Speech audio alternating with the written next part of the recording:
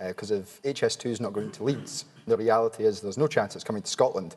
And I have to say, I would be surprised if anyone was actually surprised at this announcement, because what we've seen over the course of the last 6 months or so from the Prime Minister is a litany of broken promises, be that in relation to, of course, the pensions triple lock, the international development aid commitments, the promise not to raise taxes. If we look a little bit further to my part of the world, the promise to deliver carbon capture and underground storage, or if we look at his past and his clear record in relation to broken promises. But if we're looking at your patch and broken promises, I mean, the SNP in 2015 promised Arran and the Western Isles 2 new ferries by 2018.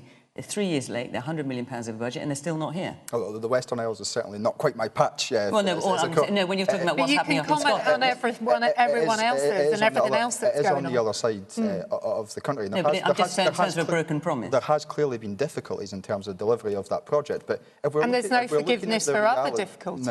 So this argument that they're economic migrants is absurd. And the reason that they go on those dinghies is because of the government's policies, the hostile environment that they have created, the fact that they got rid of safe routes, the fact that they have turned a blind eye. So what would the SNP do, Stephen? It's this government. Well, I'll tell you what they won't do. They won't give safe haven. Only one Scottish authority looks after the migrants through the voluntary dispersal team. Talking a good game, but not in reality. I'll tell you exactly why only one Scottish local authority does that, because I happen to be a member of a Scottish local authority until a couple of years ago, and that is because the Home Office do not provide Scottish local authorities with the resources to do it, and they do not want to take part in this UK government's hostile approach to people who are seeking asylum in this country. Language matters. It's about time the UK government realised that. What we've seen over the course of the last week has shamed us all.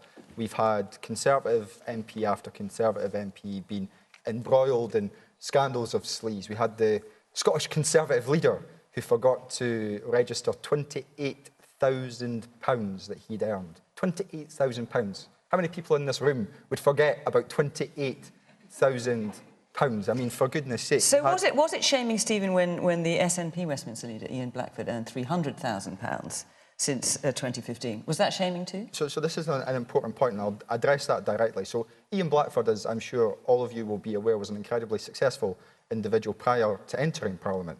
And Ian has phased out all of his external directorships. He showed leadership. Well, he has now, but not before he earned £300,000, in fairness. He had to phase them out. He was a successful individual prior to entering Parliament. It took 5 years to phase them out. And he has shown leadership in that regard. And that's leadership that's contrary to Boris Johnson. Because what Boris Johnson has done was when one of his MPs who lobbied on behalf of a private company, the Prime Minister didn't show leadership. He sought to cover it up. And what we've seen over the course of the last couple of weeks is a light has been shown on the Conservative Party. And the reality is that we should all be angry about that, because despite everything that's happened over the course of the last couple of weeks, they still believe that it's one rule for them and another rule for the rest of us.